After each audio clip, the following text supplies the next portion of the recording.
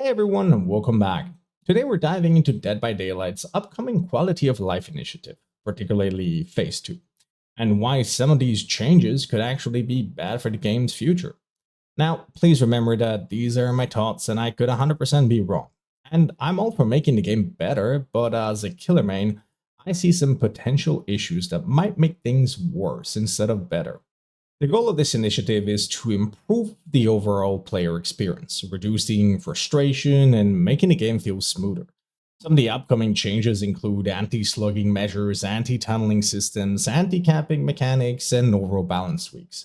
These are aimed at making the game more enjoyable for everyone, but the key question is, are these the right changes or are they just shifting the frustration elsewhere? One area that has sparked a lot of debate is the current state of slugging, and I think there are some small changes that could really help, such as removing the 4% self-unhook. This would also prevent survivors from killing themselves on hook and going to the next game faster because they are unhappy, leaving their team with just 3 players. When survivors are denied the ability to 4%, there is less of a chance for a full reset, and killers would, I think, hook more, negating the 4-minute bleed out that some survivors have to face in some games. Slugging itself, despite being controversial, can sometimes be necessary, especially when survivors actively try to waste time with flashlight saves, unhooking at the wrong times, or engaging in bait tactics. Lately, I've been playing a lot of perkless games, simply because it's more fun. But playing without perks has also shown me just how effective and sometimes necessary slugging can be. And I want to make it clear, slugging is 100% not my preferred way to play. I'd rather just hook and keep the match flowing. But the reality is, survivors don't always give you that choice. When they're constantly in your face with flashlights and flashbang plays to waste time, you're often forced to slug just to get any sort of progress. If the devs keep adding restrictions to slugging without balancing survivor pressure, they risk making killers feel even more frustrating. Another huge concern is the upcoming anti-tunneling and anti-camping systems. While the details aren't fully confirmed, the devs have made it clear that they want to discourage killers from focusing on a single survivor. Now, I'm not saying that tunneling and camping are fun, but let's be honest. Sometimes they're the only way to secure kills. If a killer is forced to constantly switch targets and survivors get even more second chance mechanics, this could lead to an extreme shift where killers feel powerless. And speaking of second chance mechanics, let's talk about how silly some survivors can be with their perks. It's almost like they're desperate to use them. Take the SN off the record. Both of these perks exist to prevent tunneling, not to create a tunneling situation. But what happens? Survivors actively try to bait killers into tunneling them just so they can use these perks. If I see someone desperately wasting my time with DS off the record or even base kit endurance, I will go out of my way to make sure they go right back on the hook. The new spawn system makes it so survivors always spawn close together, which on the surface sounds fine, but in reality it could give them way too much control at the start of the match. Survivors that spawn close together can immediately hop on a gen and push it out before the killer even finds them, making early game pressure extremely difficult. If killers are unlucky with spawn positioning, they could start the match with one generator already gone. And let's not even get into how certain map offerings could further stack this advantage. This all raises the question, what are these changes really for? While they sound great on paper, a lot of these updates seem to focus on making the survivor experience easier rather than actually improving the overall balance of the game.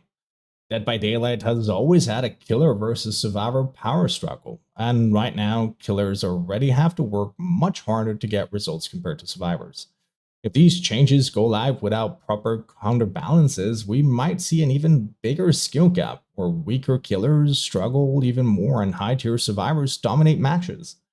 Even an ex-DBD developer, Almo, has spoken out about the current state of asymmetrical games. In a recent Reddit post, he explained why so many of these games struggle to survive.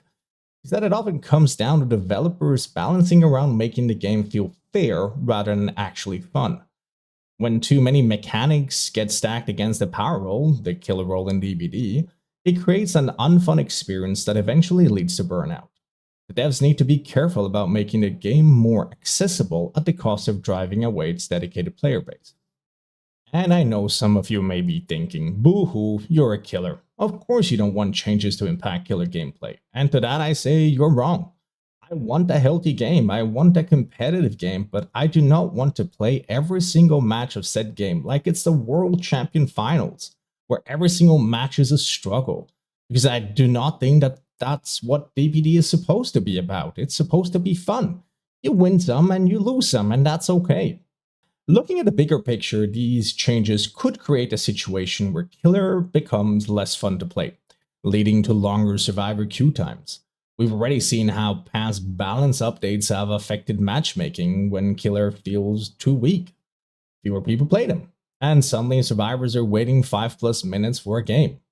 If DBD keeps prioritizing survivor comfort without considering Killer experience, we could be looking at a serious player drop-off in the future. There's also the issue of casual versus high MMR balance. Many of these changes seem designed to help new survivors, but experienced players are already incredibly strong, especially in Swift groups. If killers keep losing tools without gaining new ones, we might see an even sharper divide between casual and competitive play, making matchmaking even more frustrating. Ultimately, there has to be a way for the game to be balanced without creating more roadblocks or frustrations from the killer side, and at the same time ensuring that survivors are still having fun. Both roles should have a fair shot at an enjoyable match, but if we continue leaning too much towards making the survivor side too powerful, we risk making the game less fun for killers, which in turn will affect the overall health of the game. At the end of the day, we all want Dead by Daylight to improve, but we need to be careful about how we implement changes. Quality of life is important, but it shouldn't come at the cost of making killers feel powerless. What do you think? Are these updates a step in the right direction, or are they creating more roadblocks for the future of the game? Let me know in the comments. If you enjoyed the discussion, please consider leaving a like and subscribing for more DBD content. I will be making sure to link some additional videos from content creators that I think did a great job either sharing their opinion or good points about this quality of life initiative. The links will be in the description down below. I will see you next time.